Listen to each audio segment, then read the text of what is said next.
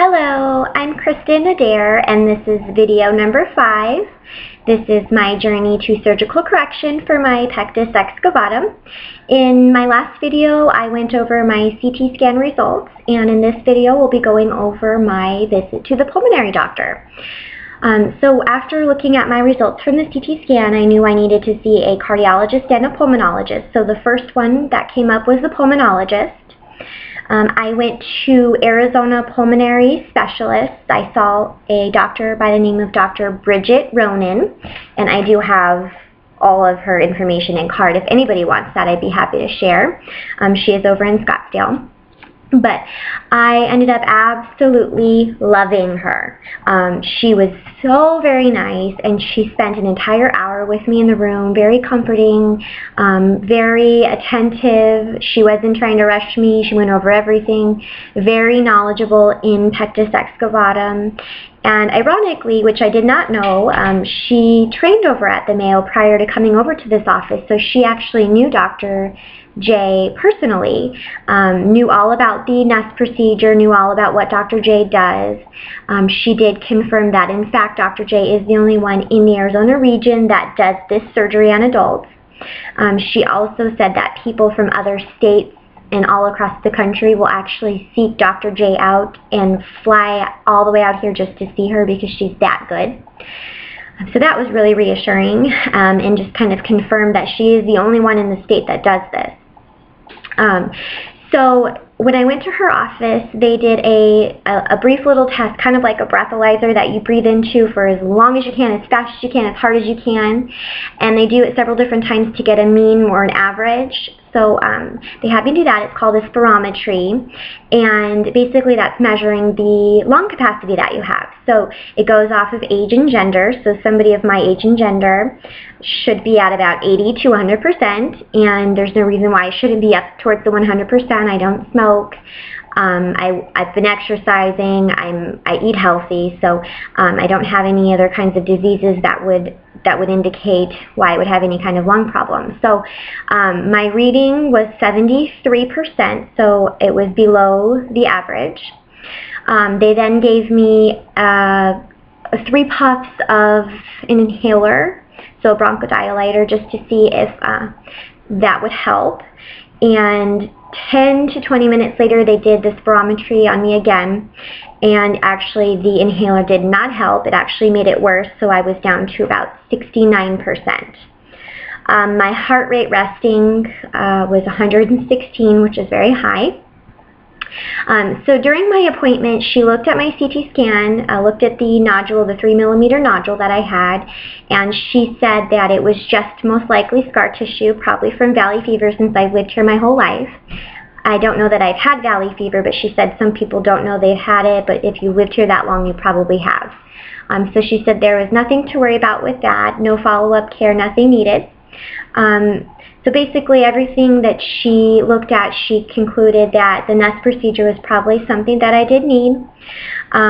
She couldn't find anything wrong with my lungs, my lung tissue themselves.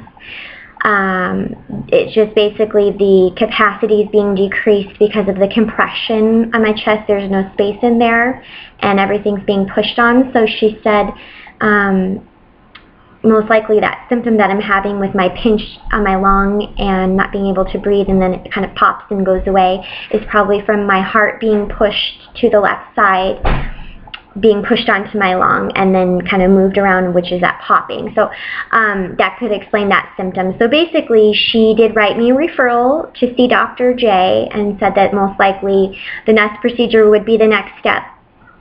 She did order a pulmonary function test for me, which I did, and basically it's an hour-and-a-half long test where you sit in a glass box kind of thing, and they've got a machine hooked up that you have to plug your nose with a nose plugger and then put this mouthpiece in and do all kinds of different breathing exercises, and then sometimes they put oxygen in, and then it's not very fun, but it prints out a whole bunch of numbers and, you know, just kind of like graphs and numbers. And this one right here, as you can see, these dots right here at the top are basically, this is what it's supposed to look like. So in this test, I was to take a big breath in and then blow as fast and as hard as I could, as long as I could, until I can't breathe anymore, and then keep breathing, and then take a big deep breath again.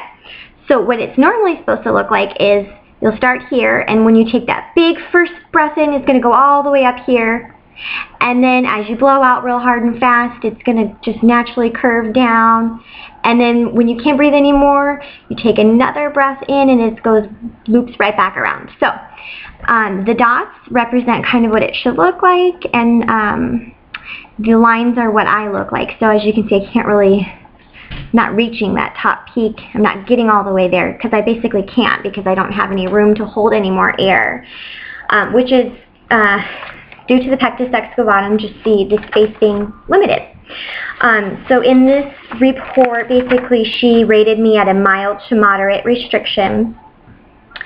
She said the gases are being exchanged normally, so there's nothing wrong with my lungs themselves, it's just the compression. She did also listen to my heart, and she listened for a long time and discovered a heart murmur.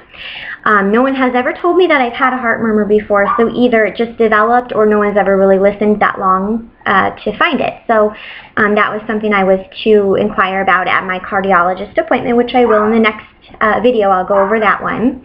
And then I did want to mention I have a Facebook page, www.facebook.com/KristenHart, and if you go on there and like my page, it will just give you all these videos and updates, and it's just kind of a public Facebook page. So go ahead and like my page. And I also wanted to mention one more thing that's kind of cute. This necklace I'm wearing here, if you can see it, it's a heart with a little flower in the middle. It's a flower window, I don't know. But anyways, I saw my mom the other day, and she said, do you remember when we went to Mexico? You were maybe 12, however old you were, and there was this necklace, and you had to have it, and you wanted it so bad, and we finally talked the guy down, and you got this necklace, and you're obsessed with it, in love with it. And she's like, I was cleaning out my jewelry box and I found it, and I'm like, I have no idea what you're talking about. I don't even remember a necklace. What are you talking about? So she pulled it out, and I instantly remembered. But she said, I thought, it's kind of ironic. I just found this in my jewelry box, and it's a heart, and you're doing this whole follow your heart, taking the pressure off your heart. This surgery has just come up. It has to do with your heart. So I thought it would be kind of cute if you would wear it, and maybe it could be like a good luck thing for your surgery and why you're going through this. So I've been wearing that every day.